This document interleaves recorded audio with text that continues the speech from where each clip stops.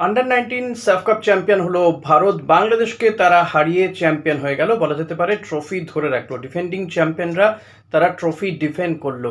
বাংলাদেশ এবং ভারতের মধ্যে এই ম্যাচটা বা এই ফাইনালে কিন্তু নির্ধারিত সময় পর্যন্ত 1-1 গোলে ড্র ছিল। তারপর পেনাল্টি শুট আউটে ভারত হারিয়ে দেয় বাংলাদেশকে। ভারতীয় গোলকিপার সুরজ দারুণ একটা সেভ করে, বাংলাদেশের গোলকিপার একটা সেভ করেছিল, কিন্তু শেষমেশ ভারতীয় দলের ক্যাপ্টেন কিন্তু শেষ শটটা নিতে আসে এবং যেই মুহূর্তে নিতে এসছিল এমন পজিশন ছিল যে ভারত গোলটা করলেই কিন্তু এই ম্যাচ জিতে যায়, পাশাপাশি চ্যাম্পিয়ন হয়ে যায়।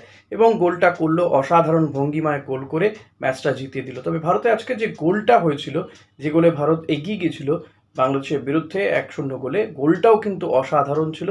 বেশ কিছুটা দূর থেকে সেন্টার করা, প্লেয়ারটির নাম আমি জানি না ইনফ্যাক্ট, তো সেই সেন্টার থেকে গোলটি হয় অসম্ভব ভালো। আন্ডার 19 এই টিমটাকে যদি ধরে রাখতে পারে ভারত, নিঃসন্দেহে ভবিষ্যতে ভারত অনেক দূর যেতে পারে এবং এই প্লেয়ারদের ভবিষ্যৎ কিন্তু উজ্জ্বল, এটা বলাই যেতে পারে।